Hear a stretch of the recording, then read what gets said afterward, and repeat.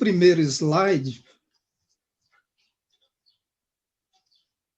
isso, esse primeiro, nós temos aí algumas informações que com certeza vão possibilitar a gente começar a delinear um roteiro seguro para que nós possamos orientar os pais que têm filhos nessa faixa etária aí de 0 a 8 anos e que se deparam, muitas vezes, com problemas que eles não conseguem identificar.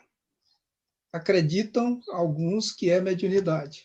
Outros, nós sabemos que não é mediunidade, é hiperatividade. Mas é muito comum esse fenômeno ocorrer nessa faixa etária. Porque a criança ela ainda está, vamos dizer assim, mais de 70% no mundo espiritual. Ela está em transição. Então, ela tem esse contato quase que diário, constante com o mundo espiritual, nessa faixa etária. E ela projeta, naturalmente, a própria personalidade dela de criança, ela consegue projetar nas coisas. É por isso que há essa afirmação que o fenômeno ele é puramente anímico. Ela conversa, ela interage com a própria natureza, e daí, muitas vezes, a gente achar que ela está conversando com alguém que existe verdadeiramente ali naquele ambiente, quando, na verdade, é fruto da imaginação. Mas é possível que a criança converse realmente com alguém do mundo espiritual. Eu gostaria que o Raimundo passasse mais um. Então, esse período aí, ó, dos 7 a 8 anos, ela vai se integrar melhor no condicionamento da vida espiritual e vai se desligando progressivamente. Então, aí nós diríamos, isso está no livro Mediunidade, do Herculano Pires, que eu gostei muito dessas informações, nós vamos fechar um ciclo. Só que durante esse primeiro ciclo, nós poderíamos já nos interrogarmos, né? Por que essas crianças conversam demoradamente com alguma coisa que nós não estamos vendo? E muitas vezes elas chegam a afirmar que estão conversando com alguém.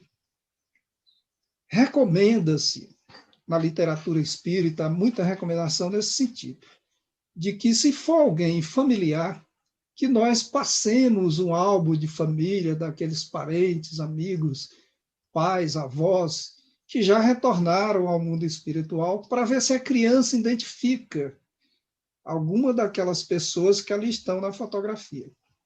Nós temos o caso do próprio Divaldo Franco, que na idade de 5 anos, ele via os espíritos, conversava com os espíritos, e ele só mereceu crédito da família, isso informação dele, quando ele descreveu a avó que já havia falecido.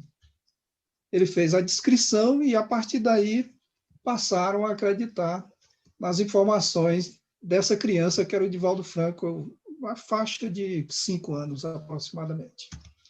E ele via, realmente, ele via os espíritos. Então, nós temos exemplos da literatura espírita, como também temos de grandes oradores espíritas que, na infância, eles já estavam convivendo com a espiritualidade. Agora, é preciso que nós também façamos uma análise. Se essa mediunidade, nessa faixa etária, ela vai progredir. Se ele transpôs esse primeiro ciclo, pedir para o Júnior passar o outro. Se ela transpôs já esse primeiro ciclo e os fenômenos continuam, nós com certeza vamos ter que trabalhar a educação dessa criança, a educação mediúnica, né? Porque a mediunidade está ali. Nós não vamos desenvolver mediunidade em ninguém. Ela é inerente ao ser, à pessoa. Ela vem com uma programação, vem com células específicas para esse fim. Então, nós não temos o que desenvolver, nós temos que educar. E é um trabalho que nós temos que fazer concomitante, família e centro espírita. conceituado, é claro, e não desenvolver ou trabalhar o potencial desse futuro médium em casa. Não, vamos trabalhar na casa espírita, com pessoas competentes. Hoje, já existe uma programação da Federação Espírita Brasileira, em conjunto com a AME, que é a Associação Médica Espírita, que eles estão fazendo um levantamento desses casos nas casas espíritas, através de formulários bem elaborados, e, a partir daí, eles vão fazer um encaminhamento e diferenciar o que é mediunidade e o que não é. Porque, muitas vezes, nós atribuímos à criança, ou os próprios pais atribuem à criança porque ela fala, ela vê, mas isso aí vai passar. Se tiver continuidade, esse trabalho tem que ser desenvolvido, como eu já falei, pelos pais, em conjunto com a casa espírita, conceituada, evidentemente, kardecista, para que essa criança receba toda a atenção que se fizer necessário. Nesse primeiro ciclo, está em destaque ali, nós só vamos poder intervir no processo mediúnico com a prece e os passes. E isso nós já fazemos na casa de Eurípides, nós já fazemos isso, né? Lá as crianças e os pais são muito bem orientados. É tanto que hoje nós estamos aqui abordando esse assunto justamente para os pais. Pedi para o Júnior passar o próximo slide.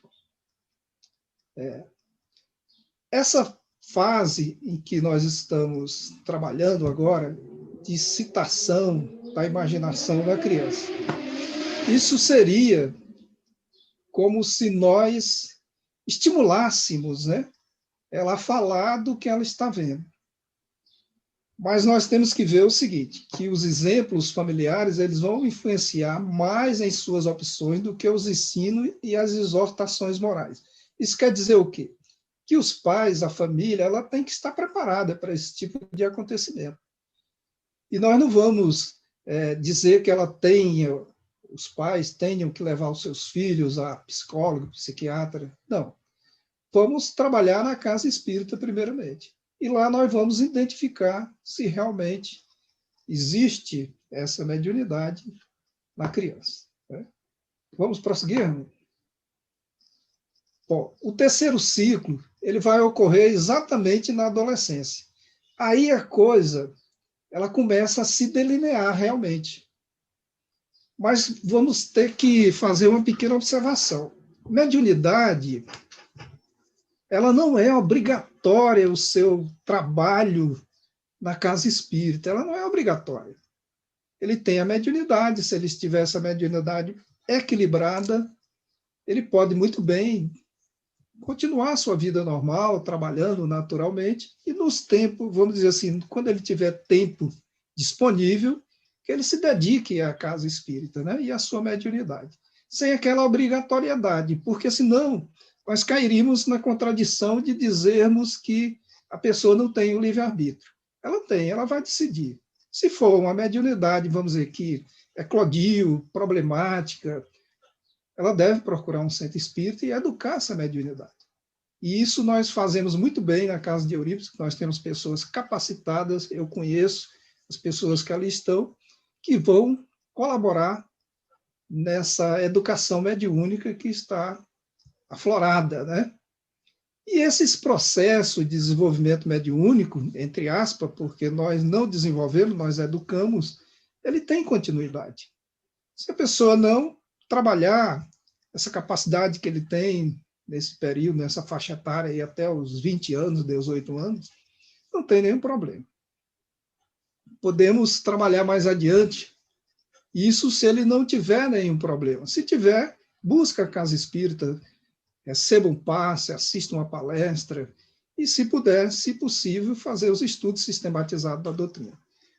Nós poderíamos fazer um parênteses aqui para mostrar a mediunidade desses grandes médios conhecidos nossos. Divaldo Franco, que eu já falei, ele continuou esse trabalho mediúnico.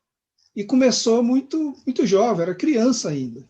Nós temos Raul Teixeira, muito conhecido nosso, que ele começou a trabalhar a sua mediunidade, a desenvolver, a educar essa mediunidade aos 16 anos. Ivone do Amaral Pereira, ela já nasceu médium. Ela mesma diz, nos seus livros aí, biográficos, né? Autobiografia, na verdade, que um é A Luz do Consolador e o outro é Recordações da Mediunidade. Quem tiver a oportunidade, leia esses livros, que é ela relatando a sua própria vida. Ela já nasceu médium e continuou desenvolvendo o seu trabalho mediúnico. Hoje, nós que temos mais intimidade com a literatura espírita, a gente vê relatos de Ivone do Amaral Pereira, no livro Memórias de um Suicida, e vemos toda a obra de Ivone Pereira quando ela é personagem principal. Então, ela está descrevendo o processo mediúnico que ocorreu na sua vida e não fracassou. Em momento algum, ela renunciou a essa mediunidade, mesmo que fosse uma mediunidade muito complexa, porque ela vinha de um suicídio e sabia desse suicídio, mas, no entanto, ela tinha a espiritualidade ao seu lado, que, em momento algum, é bom que se frise, passou a mão na cabeça de Dona Ivone do Amaral Pereira. E muitas vezes eles diziam que estavam com ela, mas a cruz ela teria que carregar. Então, ela teve que fazer o trabalho por conta própria, mesmo assistida pelo espírito Charles, que todos nós sabemos que era o seu próprio pai, de reencarnações passadas, Roberto de Canaleja, que era o marido de reencarnações passadas, que nós encontramos esses espíritos no livro Memórias de um Suicida, né? Inclusive, nesse livro, Recordações da Mediunidade, ela descreve esse espírito que vinha visitá-la ainda criança. Pois muito bem. Na codificação kardeciana, nós temos também a participação de jovens. Quem codificou a doutrina? Foram as meninas Bourdin, 14, 16 anos. Elas fizeram esse trabalho de maneira quase que, vamos dizer assim, que elas estivessem se divertindo com a seriedade daquelas pessoas que ali iam lhe fazer perguntas. E elas respondiam aquilo ali, mas mecanicamente, eram médiuns mecânicos. Quer dizer, nada passava pelo seu consciente, né? Os espíritos utilizavam a cesta, na época, diretamente. E elas contribuíram, e praticamente todas as perguntas da primeira edição do Livro dos Espíritos, que foram 508 perguntas, se eu não me falha a memória, todas perguntas respondidas por elas, né, como médiuns. Depois nós tivemos Ruth Jaffe, que revisou todo o primeiro livro e contribuiu com a segunda edição do livro, que já saiu com 1.019 perguntas. Eram jovens, 16, 14, 18 anos. Mais adiante, nós temos a figura que hoje nós já conhecemos bastante, né, que é a Hermance Dufour. A Hermance também era muito jovem quando começou a psicografar. Mas, pelo que nós já conhecemos da literatura espírita, esses médiuns, eles reencarnaram justamente para, naquela época mesmo, aflorar a sua mediunidade, para elas darem assistência ao codificador. Porque Kardec usava o bom senso, mas ele também era muito criterioso.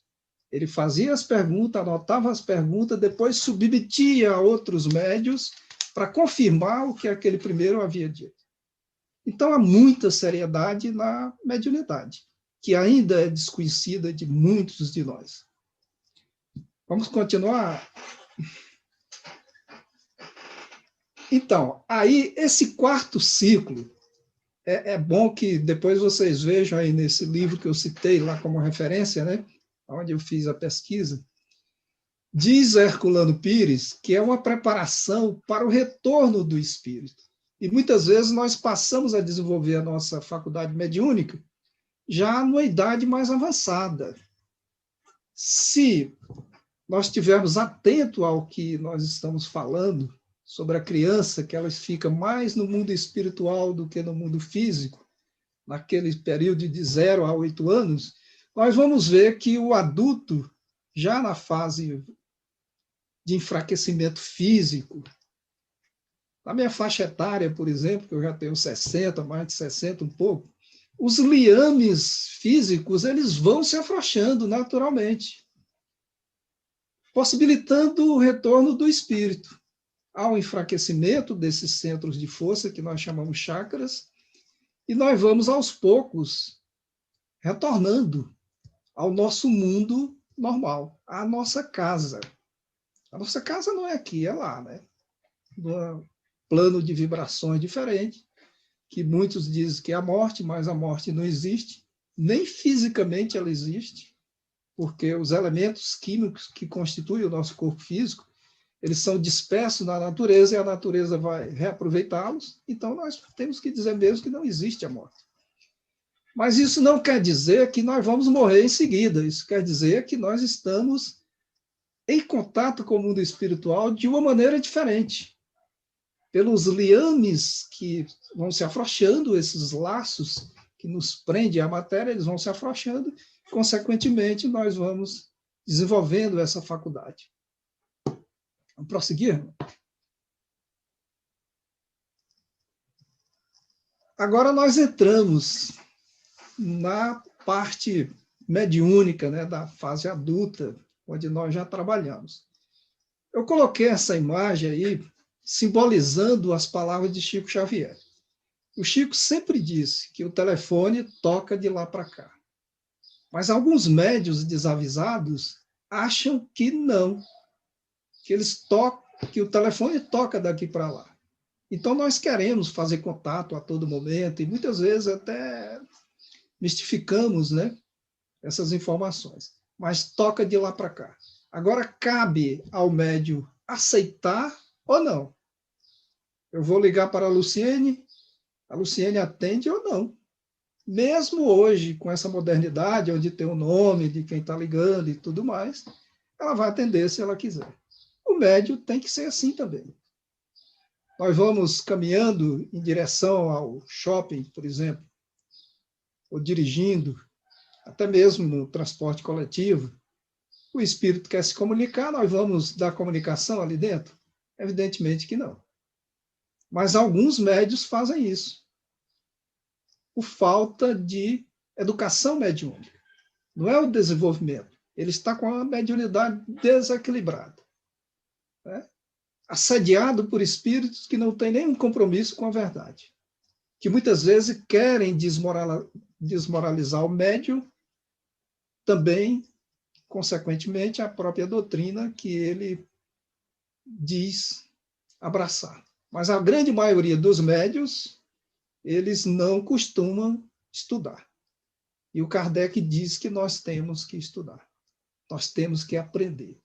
Nós temos que lidar com a mediunidade com consciência, respeito e responsabilidade. Saber filtrar o que eles querem nos dizer. Essa filtragem significa nós analisarmos esses elementos que estão vindo à nossa mente através do pensamento, dessa vibração, fazer uma análise, depurar e depois sim comunicar o que está realmente acontecendo. Vamos continuar? Bom, os sintomas dessa mediunidade, vamos dizer, aflorada, quando ela é uma mediunidade de provas. Quando ela é uma mediunidade de prova. Esse médium, ele vai ter problemas. Ele vai ter problemas ali no sono, vai ter insônia, pesadelos. E isso incomoda muito. Sensação de toque no corpo, visões de vultos e espíritos, vozes. Só que ele não vai ouvir vozes simpáticas. Ele não vai ouvir uma música de Beethoven. Ele vai ouvir barulhos, ruídos, que vão incomodá-lo. Taquicardia sem justa causa, isso é muito comum. Muito comum. No comportamento psicológico, ansiedade, fobias, perturbações emocionais, interpretações, pessimismo, desconfiança. Para nós que já militamos nessa área há muitos anos, a gente tem se deparado com todo tipo de situação que eu estou descrevendo aqui. Na casa espírita, a gente tem aquela triagem, né, que é o atendimento fraterno, e ali nós estamos lidando diretamente com o médium que chega muitas vezes com todos esses problemas e recebe uma orientação, recomenda-se que ele faça os estudos na casa, sem nenhum vínculo com a casa, porque muitas vezes a pessoa não quer se vincular à doutrina espírita, ele quer a cura. E nós mandamos para os estudos, vem estudar com a gente. Você não vai criar vínculo com a casa. Se você quiser sair, você sai. Mas fique. E a pessoa gosta, como eu tenho conhecimento de vários amigos que eu tenho lá no Gaeb, que é a nossa casa, nós estamos falando da nossa casa, que chegaram lá,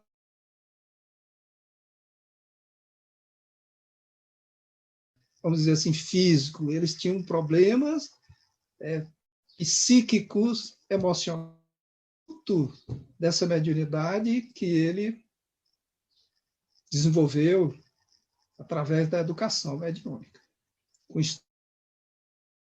instrumentos, né? Esclarecimentos, acompanhamento, tudo isso feito pela casa. Prosseguir? Mais uma. As comunicações mediúnicas pela primeira vez. Isso gera muita insegurança e desconfiança nos médios que estão chegando, vamos dizer, naquela fase que nós chamamos, entre aspas, de desenvolvimento. Realmente é bem complicado, porque eles não vão separar o que é dele e o que é do espírito. É por isso que a pessoa tem que assimilar o que eles estão querendo nos dizer. Bem complicado. Questão 459 do Livro dos Espíritos. Influenciam os espíritos em nossos pensamentos? A resposta, muito mais do que nós imaginamos, de ordinário, são eles que nos dirigem. Então, olha a complicação. Se eu tenho um canal aberto, de livre que eu permito, coisas boas não podem acontecer. Coisas boas vão acontecer, mas coisas ruins também. Como a mediunidade ela é frequência vibratória, nós vamos nos nivelar à frequência que nós estamos vivendo naquele momento em que nós estamos trabalhando, ou em sintonia com esses espíritos que estão querendo se comunicar. E aí nós vamos distinguir o que é bom e o que é ruim. Frequência um pouco alta, nível de espíritos elevado. Frequência baixa, níveis de espíritos baixos. Então é muito comum a gente ouvir essas indagações. Como é que eu fiz? Fui eu que falei, essas palavras não são minhas, como é que eu escrevi? Estou pensando em alguém. E por aí vai. Eu vi alguém, desapareceu, será que eu vi? Será que eu não vi? São perguntas comuns. Mas na escola de médiuns, nós vamos, aos poucos, administrando todos esses fenômenos que vão acontecendo, todos eles. Eu tenho experiências aqui na própria família, de casos que, mais tarde, nós descobrimos que não era nada do que nós imaginamos, mas sim mediunidade. Porque tudo que ocorria, nós tínhamos que correr em direção ao hospital, procurar um médico, ou telefonar para alguém que já sabia do que estava acontecendo. Até que um belo dia aconteceu, e eu já tinha um pouco mais de experiência, coloquei dentro do carro e levei para um hospital espiritual, que era o próprio Gaeb. E lá adentramos uma cabine, né, com consentimento dos dirigentes, entrou doente, saiu boa. Entrou doente, saiu boa. Quem estava interferindo no campo vibratório daquele médium? Eram os próprios espíritos. E alguns depois vieram e me disseram que eles não estavam ali para fazer mal. Eles sabiam que nós íamos para aquela casa. Então eles vieram para pegar uma carona, vamos dizer assim, para que nós o levássemos até a casa de Eurípides. E lá eles ficaram e nós voltamos bons. Então, são as nossas companhias espirituais, eles também precisam de auxílio, de ajuda. Por quê?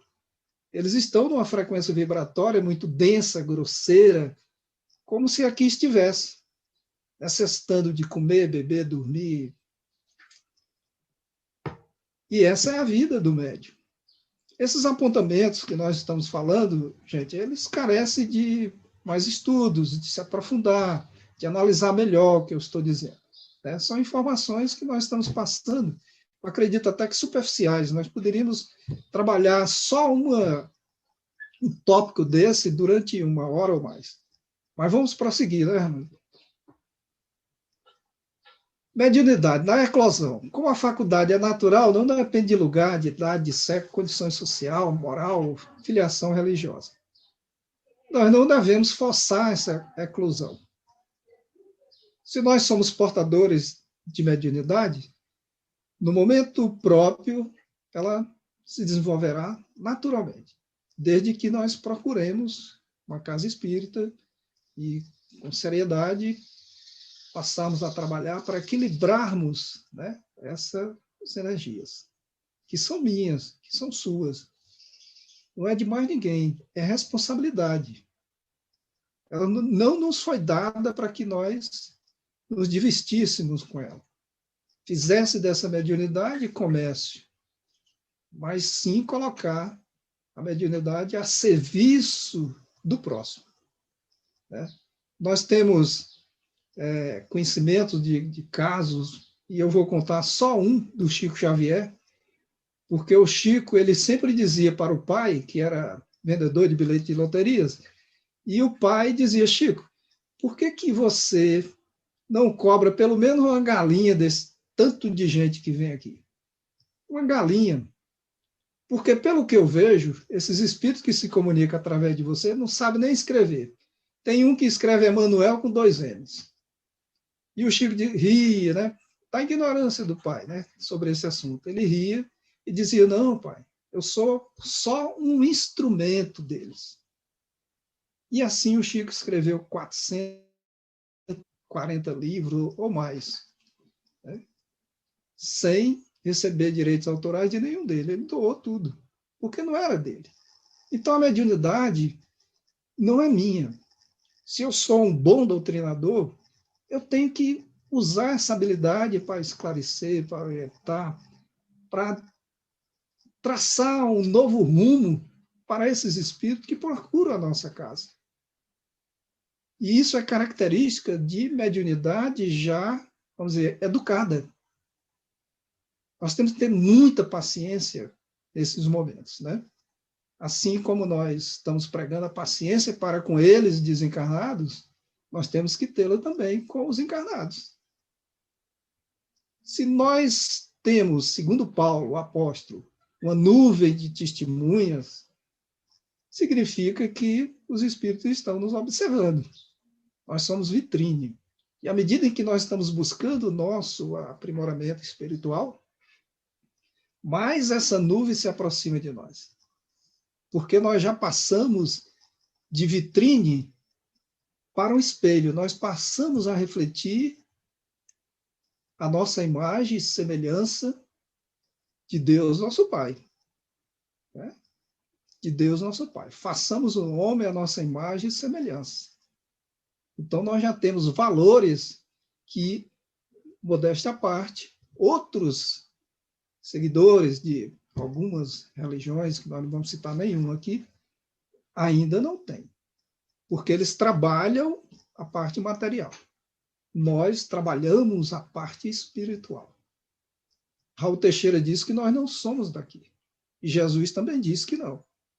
Porque se nós fôssemos daqui, ele não teria dito que iria preparar o caminho. Vou preparar o caminho. Porque ele disse inicialmente que era o caminho, a verdade e a vida, e que ninguém chegaria ao Pai senão através dele. E depois ele disse que voltaria para nos levar.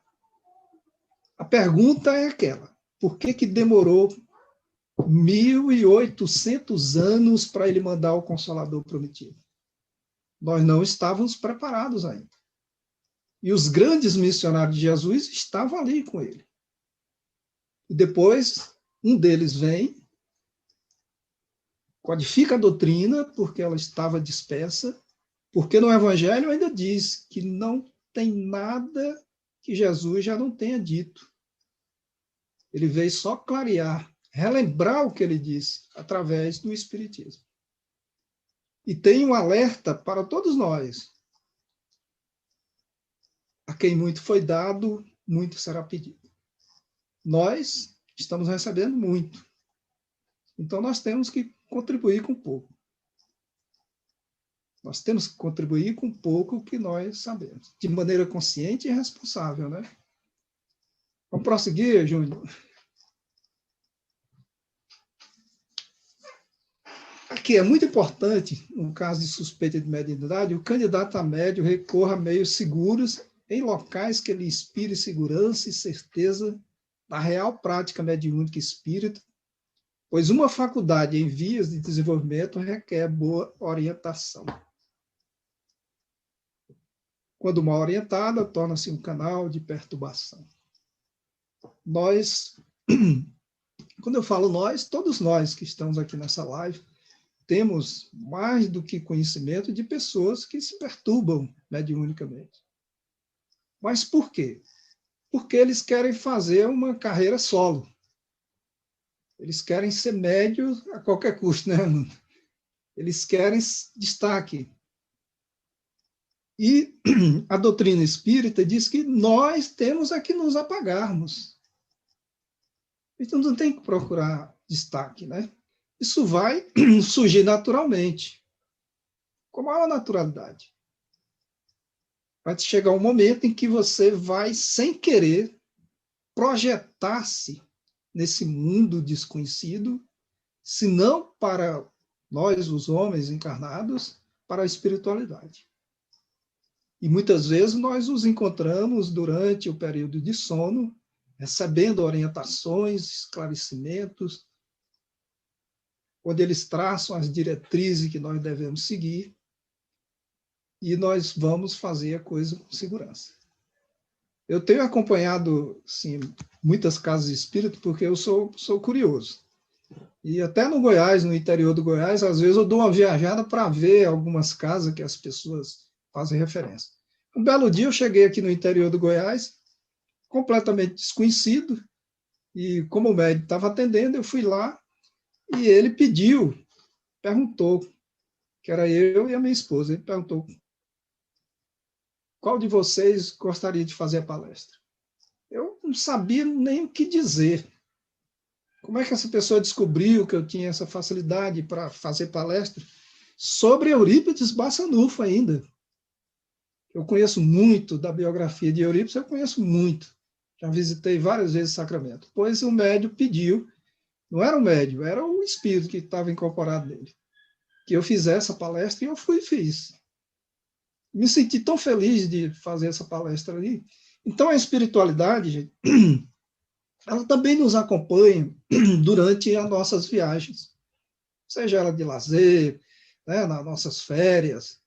Eu conheço pessoas que, durante as férias, eles saem de férias, vão curtir uma praia, mas não se descuidam da parte espiritual, né? E aí nós vamos ver o seguinte, que você mantenha a sua conduta ética, moral, religiosa, de maneira equilibrada, sem se perturbar em lugar algum que você vai. Júlio. Esses parâmetros são o grau de adestramento, né? A concentração, a facilidade de comunicação, regularidade, diversidade dos comunicantes. Ele tem o controle de dificuldades como a inibição, a dúvida. Essa dúvida é complicada, né? Será que fui eu? Nós já falamos no slide anterior. E o processo obsessivo, que nós vamos dar um salto, porque esse também é muito complicado. Nós não teríamos nem tempo para fazer essa abordagem, né? Vamos seguir?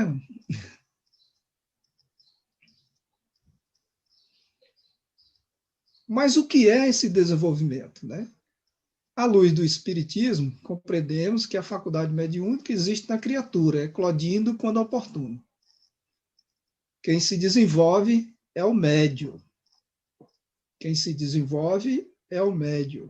através do conhecimento da doutrina espírita. Nós temos que, uma hora, abrirmos o livro dos médiuns, que ele não veio para nós por acaso, ele está todo lá no livro dos espíritos, todinho. Por que Kardec resolveu separar, então? É um manual para nós. Eu tive a curiosidade de contar, dentro daquela variedade, né, dos efeitos físicos e intelectuais, a quantidade de médios que nós temos ali, de mediunidades. São 90. São 90 médios que Kardec descreve ali. Cada um com as suas peculiaridades. Né? E eu, como eu sempre estou querendo colocar o boi na frente dos carros, eu sempre digo que o médium, nós médiums, nós temos, no mínimo, 30 delas desenvolvidas. 30. Mas o foco é a psicofonia, a psicografia e a vidência, que nós poderíamos caracterizá-la como anímica, né? Não existe a participação do espírito. Nós só somos médium quando nós estamos intermediando alguma coisa. A vidência, ela é anímica. Clarividência também. Praticamente todos os fenômenos de efeito físico. Ela é anímica. E aí, às vezes, a pessoa diz, eu sou médium vidente. Raul Teixeira, no livro Correnteza de Luz, ele diz que muitas vezes os espíritos vêm e sensibilizam o nosso nervo óptico. E nós passamos a ver. E nunca mais vamos voltar a ver o mundo espiritual. Porque nós não temos essa faculdade. Né? Então, é questão de nós sabermos o que é, o que não é. O que é mediunidade e o que não é mediunidade. E, a partir daí, nós mesmos traçarmos o nosso perfil de médiuns que somos. Eu sou doutrinador, eu sou esclarecedor. Eu sou palestrante. Como é que eu faço essas palestras? O Divaldo faz 3 tipos de palestra. Eu não sei se vocês já conseguiram perceber. É uma que, literalmente, ele lê como fosse um teletexto lá adiante. Outra que ele descreve quadros que a espiritualidade mostra para ele. E a outra que é típica dele. É aquela que a gente ri. Que ele conta causos, muitos. A gente relaxa, a gente ri, se descontrai, né?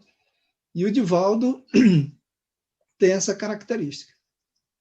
A característica do Raul Teixeira já é diferente, por ele ser um físico, né? Ele domina muito bem várias línguas. É diferente. Ele vem e bate de frente com o que nós estamos pensando. Esses dias, ouvindo uma palestra dele, eu fiquei pasmo, porque ele disse que o espiritismo é uma doutrina heurística, ela é dinâmica, e muitas vezes nós estamos navegando por rios tortuosos e vamos achar que a doutrina ela é estática. Como estática?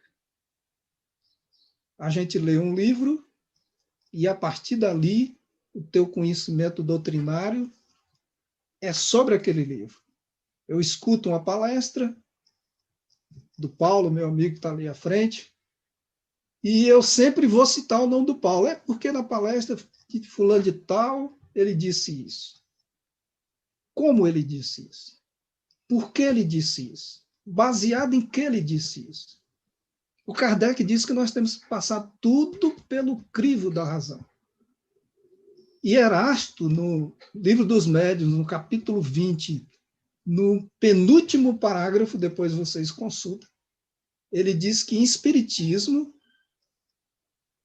é melhor você recusar 10 verdades a aceitar uma só mentira. Então, como é que eu posso ter como referência fulano e cicrano livros que a doutrina espírita nem sequer referenda Nós temos que ter como referência a codificação. É o que o Kardec disse. O Kardec era o bom senso reencarnado.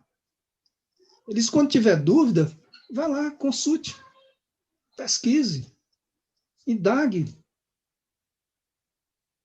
Quando Kardec, se referindo fazendo comentários sobre Sócrates, o espírito de Zéfiro, que era o espírito guia de Kardec, ele diz, você já o consulta mentalmente. Você já o consulta. E nós também já consultamos os mentores na nossa casa. Eurípides, Dr. Rafael, Dr. Bezerra de Menezes, Nilo Sheik e outros que anonimamente estão ali ombreando conosco. Nós também os consultamos. Quando nós temos uma dúvida, e muitas vezes essa dúvida é esclarecida, se nós pararmos para refletirmos por que a nossa dúvida foi esclarecida tão rápida, nós vamos perceber que fizemos a consulta mental. É quando nós já temos essa mediunidade bem trabalhada. Bem trabalhada. Todos nós. O trabalho que vocês estão fazendo aí, o Júnior, o Luciene, o Paulo, de onde veio essa inspiração? Por que eu estou fazendo isso?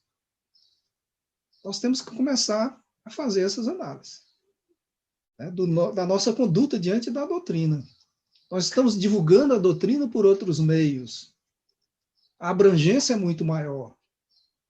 São milhares de pessoas que vão assistir as lives, as palestras que estão sendo realizadas. Né? Tem uma lá no canal que eu criei há muito tempo. Essa palestra não é minha, é de um colega nosso. Ela foi vista mais de 3.000 vezes. Se ele repetisse essa palestra no Eurípides, que tinha pouco mais de 20 pessoas, duvido que ele chegasse a 3.000 pessoas, mesmo demandando tanto tempo que eu disponibilizei essa palestra lá no canal. Né? Então, nós estamos vendo que a espiritualidade ela está mostrando caminhos diferentes. Assim como foi feito com o apóstolo Paulo, quando ele escreveu as cartas, as epístolas. Era como se fosse a internet de hoje. Essas cartas estão aí. Quem tem conhecimento da Bíblia fica logo depois do Novo Testamento, fica bem no final, né? Ali tem as cartas, são as epístolas, né? Vamos prosseguir, Júnior?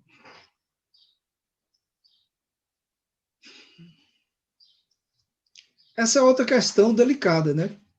Que é a pessoa saudável, equilibrada doutrinariamente, esclarecida e conscientizada. Esse seria, vamos dizer assim, o médio ideal para nós trabalharmos. Mas acontece que as casas espíritas, elas têm essa preocupação de trabalhar o médio. Pelo menos na nossa casa, nós não conhecemos nenhum que chegue e vá direto para uma mesa mediúnica. Eles não vão, eles vão para os estudos. E a partir dali é que eles serão aproveitados, porque aparentemente não, mas eles estão constantemente sendo avaliados, para nós sabermos o potencial de cada um deles.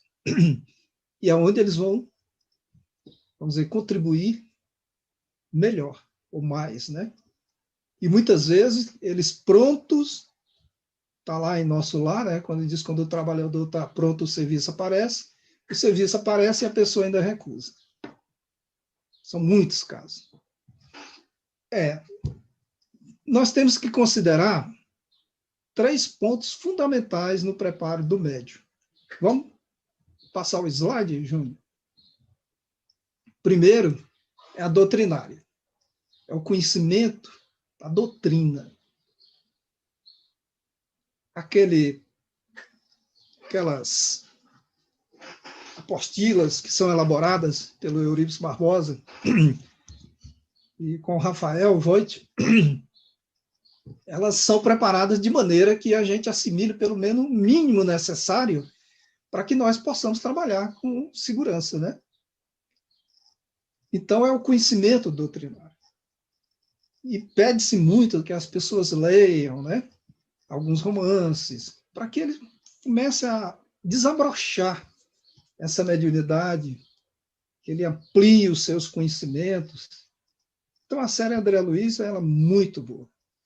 Técnica, são os exercícios práticos. Quando nós estamos em estudos, no sábado, nós temos a parte mediúnica.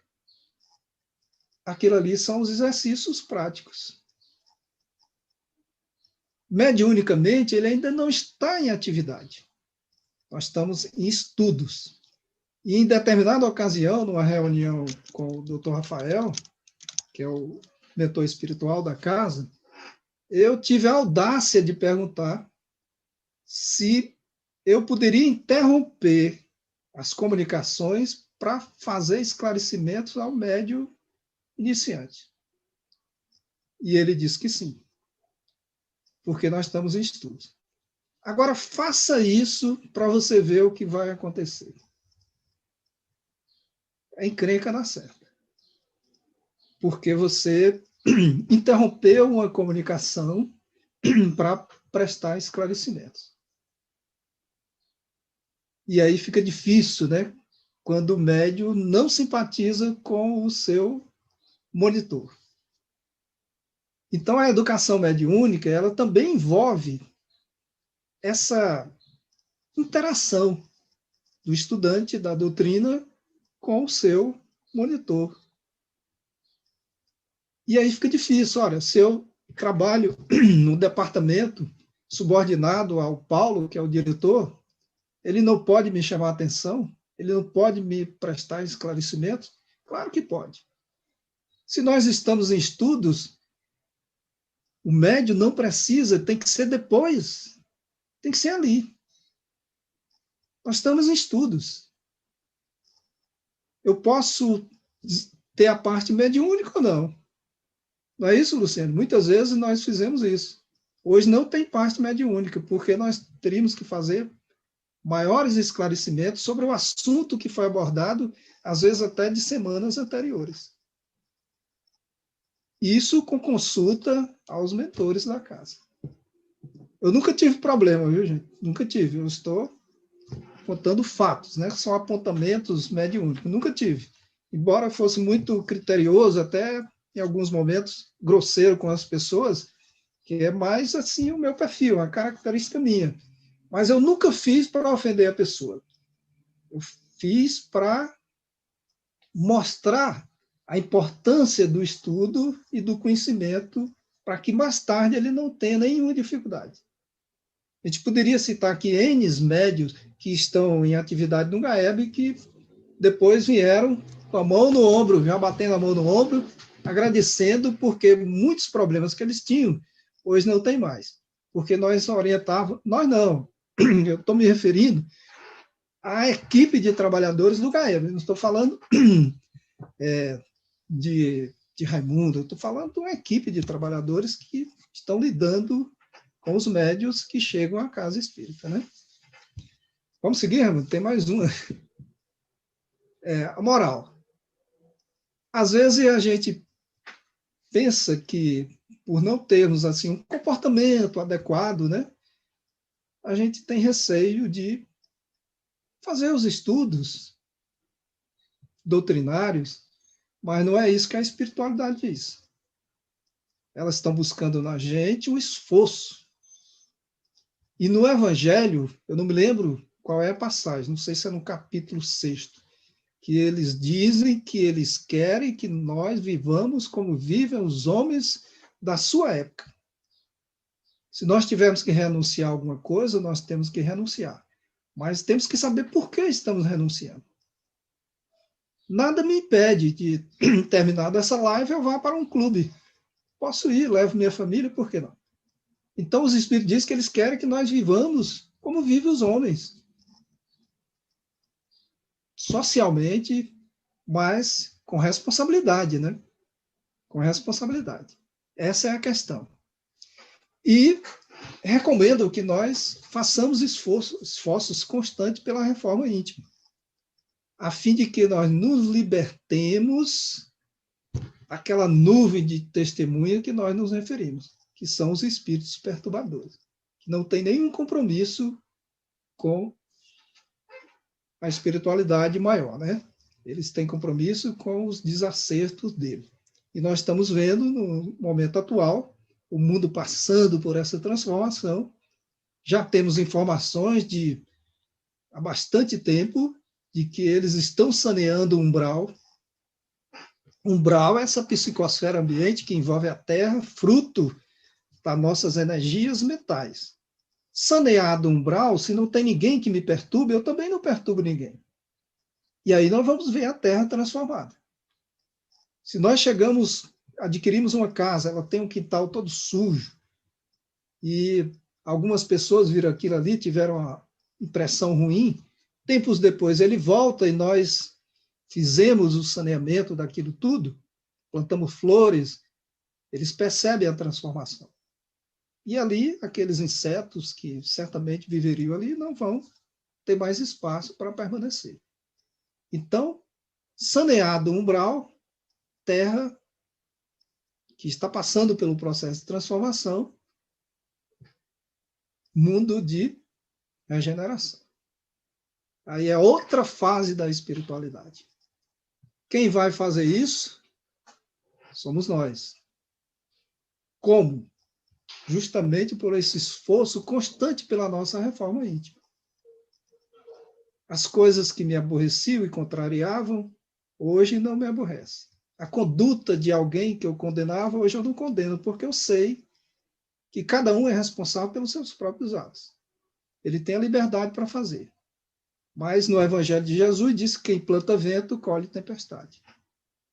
Quem constrói a sua casa sem um alicerce, quando vem a tempestade, ela vai cair. Então nós temos que ter um alicerce. Se nós tivermos uma base bem estruturada, como esses grandes missionários de Jesus demonstram para todos nós, que às vezes passando por dificuldades, eu disse que não ia falar do Chico, vou falar mais uma vez, que ele chegou numa situação tão delicada que ele sentou-se lá ainda em Pedro Leopoldo, na porta do centro, porque ele ganhava pouco, a família grande, ele sustentava quase todo mundo, não tinha dinheiro para nada, e o seu irmão José, que havia desencarnado, que era o celeiro, não deixou também nada e deixou a família para o Chico cuidar, né? E o Chico estava ali, cabisbaixo, vamos dizer assim, depressivo, entre aspas, quando ele percebe uma luz que o envolve e ele ficou surpreso, porque ele estava habituado com a presença de Emmanuel, que não veio. Foi um outro espírito. E chegou e disse assim, calmamente para o Chico, Chico, quando a sua mãe faleceu, você reclamou de Jesus? Dona Maria João de Deus. E o Chico viu que o espírito estava ali para pressioná-lo, né? E ele disse, não, senhor. O Chico já ficou receoso. Ele disse, quando Dona Maria João de Deus, que era a mãe adotiva, desencarnou, não, a Dona Cidália desencarnou, ele disse, você reclamou de Jesus? Ele disse, não, senhor. Ele diz, pois o Cristo mandou que eu viesse aqui lhe dizer que nunca mais lhe faltará nada. Nunca mais.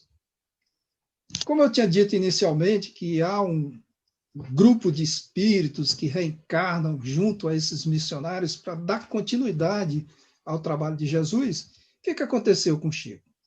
Os amigos começaram a aparecer. São Paulo, do Rio, de tudo que era lugar. E passaram a ajudá-lo nas suas obras de assistência social. E nunca mais faltou nada para o Chico. Mais nada mesmo. E o Chico era tão desprendido que teve um dos amigos que deu um relógio de ouro para ele, e nos primeiros 3 anos de mediunidade de Chico Xavier, não sei se vocês sabem, ele psicografava receitas homeopáticas que Dr. Bezerra de Menezes era o guia espiritual desse trabalho. Depois de 3 anos, o Dr. Bezerra se afastou porque o trabalho do Chico era em outra área. E uma senhora que recebeu a receita disse, Chico, aqui está dizendo que eu tenho que tomar isso aqui a cada 3 horas, eu não tenho relógio, como é que eu vou fazer isso? O relógio que ele tinha recebido de alguém à frente, ele passou. Era um relógio de ouro. Ele passou. E os amigos nunca foram perguntar por que ele doou o relógio. Ele simplesmente doou. Acabou-se. Júnior, vamos passar mais um? Quando se inicia a prática mediúnica, pode acontecer alguns fenômenos que vão se intensificar e ampliar.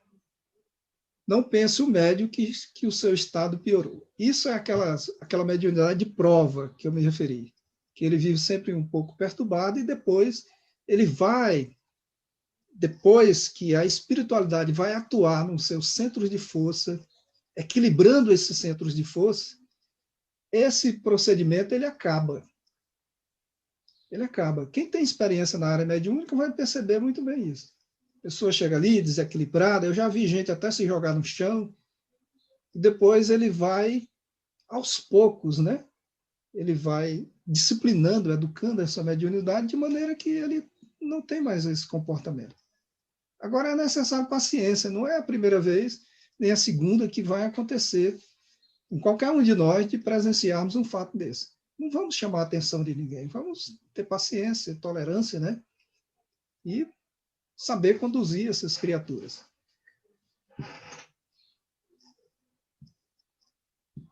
Mais um, Júnior? Agora aqui sim, ó, essas fases da comunicação mediúnica, elas são patentes, são visíveis.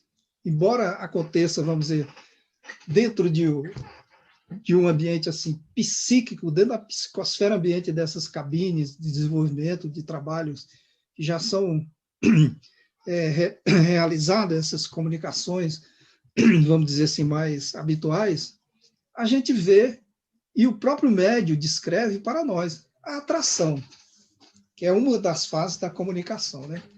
A aproximação e o envolvimento. Atração, aproximação, envolvimento. Vamos passar? Na lei da física, o que diz lá? Que os opostos se atraem. Mas na definição espiritual, a atração é pura afinidade. É pura afinidade. Eu sempre costumo dizer, desculpem, quando nós estamos conversando sobre determinado assunto, sobre política, quem gosta de política se aproxima de nós. Sobre futebol, quem gosta de futebol também vai se aproximar de nós. Então, a atração aqui é pura afinidade. É a força responsável por tudo que existe que vai originar esse procedimento, que é através do nosso pensamento. Nós estamos pensando constantemente, constantemente. Mas quem vai dar impulso ao nosso pensamento é a vontade. É a nossa vontade. Eu elaboro o pensamento, elaboro as ideias, mas se eu não tiver vontade, eu não saio daqui. Então, o pensamento ele vai atrair esses irmãos, esses espíritos que vão se afinizar conosco. É a atração. E muitas vezes nós estamos com eles na nossa psicosfera ambiente e os carregamos para dentro da casa espírita, ou não, ou ficam do lado de fora. Mas o pensamento ele está conectado. Está conectado. Antigamente, quando se dizia assim, vamos esquecer os assuntos, os problemas lá de fora, se concentrar no trabalho aqui, ninguém se concentrava mais. Só em falar que nós devíamos esquecer os problemas lá de fora, os problemas já vinham. Então, olha o pensamento atuando. Mas está faltando a vontade. Está em mecanismo da mediunidade, né? Que André Luiz fala muito sobre isso. A vontade. Existe uma vontade de apelo e existe aquela vontade que é minha, do médium, de aceitação, que é a resposta. Há um apelo de comunicação e a resposta é minha. É sempre o telefone tocando de lá para cá. A resposta é sempre minha. Eu aceito ou não. Essa é a fase da atração que muitas vezes o médium inexperiente ele tem problema já nessa fase. Ele não espera as outras duas. Ali ele já dá a comunicação toda atrapalhado e o doutrinador que se vire, né? A função ali já é do doutrinador. O médium falou, O problema já é do doutrinador. Enquanto o médium está só elaborando os pensamentos ali, o problema ainda é do médium, que é o primeiro doutrinador, como nós dizemos. Passa o próximo aí, Ramon, por favor. Na aproximação, tem essas figuras ali de raiva, nojo, medo, alegria, surpresa, tristeza. Então, na aproximação, eu já identifico, através das vibrações daquela entidade comunicante, quem é ele. É uma pessoa raivosa, grosseira, violenta, pessoa que ao se aproximar, ela me enoja, né? Uma pessoa que me provoca medo, um espírito que provoca medo, tristeza, surpresa, alegria. Essa fase de aproximação. Todos nós que estamos aqui nessa conversa agradável, nós temos essa capacidade. Quando chega uma pessoa perto de mim que eu não gosto, se observarmos, você vai ver que houve uma reação da minha parte. Uma reação emocional. Eu fico vermelho, eu fico pálido, eu gaguejo, eu desvio o olhar. São aquelas vibrações que me envolveram. Aqui na aproximação do espírito com o médium, o processo é o mesmo. O processo é o mesmo. Curiosamente, é o mesmo. Uma pessoa que me traz alegria, de longe eu já estou sorrindo. Uma pessoa que me provoca medo, quando eu vejo, eu já fico com medo. Pessoa que há muito eu não via, fico surpreso quando eu a vejo. É um processo, gente, assim, natural. Quando nós temos a mediunidade educada, equilibrada, é um processo natural. Quando aquela criatura que eu tenho nojo se afasta de mim, acabou. Que eu tenho medo, acabou. Que eu tenho raiva, acabou. É a mesma coisa no trabalho médium único com o médium equilibrado. Saiu o que tinha raiva, veio o que tinha alegria. E naquela fase de desenvolvimento, nós sempre recebemos orientações da casa que nós observássemos isso. A comunicação do médium iniciante, quando ele ri excessivamente, ou quando ele chora, que são os opostos, né? Então você vê que realmente ali tem um médium em potencial para ser trabalhado. Essas informações estão na Gênese, no capítulo que eu não consigo visualizar, mas está aí a referência para depois, 14. Se vocês desejarem, fazer uma pesquisa lá. Capítulo 14. 14. Seguir, Júnior? Vamos mais um? E, por fim, o médium percebe as ideias, vivências e sentimentos da entidade comunicante e os transmite conforme a faculdade que possui. Intuição, psicofonia, etc. E tal. Nós temos a figura doce e meiga de Chico Xavier com essa frase lindíssima, né? E seria bom que a gente refletisse sobre a nossa conduta como divulgadores da doutrina espírita, né? Por que nós estamos nesse trabalho? O que nós desejamos? O que a espiritualidade espera de nós? Nós vamos continuar trabalhando. A maioria de nós talvez não tenha lembrança de sonhos. Eu, de vez em quando, eu me lembro de alguns. E o trabalho que eu realizo na casa de Eurípides, eu estou realizando no mundo espiritual. Eu costumo até dizer que muita gente diz, eu gostaria tanto de ir numa cidade espiritual, eu sempre vou. Mas nessas regiões onde eu estou lidando com esses espíritos que se comunicam. Sempre no umbral, né? Porque nós somos trabalhadores dessa área. Nós estamos ali prestando esclarecimento. Nunca fui ameaçado, nunca sofri, porque eu vou consciente, com responsabilidade, preparado para executar essa atividade. E como nós temos conhecimento nas obras de André Luiz, que aqueles que estão nível acima de nós, vibratoriamente, nós não os vemos. Nós vemos quem está abaixo. Então, a minha frequência vibratória, como a de todos nós que estamos nessa conversa agradável, não permite que nós vejamos os mentores espirituais, mas eles estão lá. Quando nós damos um grito de socorro, eles imediatamente entram em ação, recolhendo os seus pupilos, né, seus tutelados, para que retorne à segurança do corpo físico em seu lar. Então, nós não precisamos ter nenhum receio de trabalharmos mediunicamente. Nenhum. Como nós falamos inicialmente, são 90 tipos de mediunidades que estão descritas no livro dos médiuns. Seria bom que a gente conhecesse cada uma delas. Eu não consigo, né? Mas, de repente, quem tem uma memória boa e assimila melhor do que eu, ele pode muito bem memorizar e assimilar todas essas faculdades. Mas uma grande maioria delas, todos nós temos. Bom, tem muito assunto, mas, como eu falei para o Raimundo, que falaria 45 minutos, já tem 1h10, a gente para por aqui.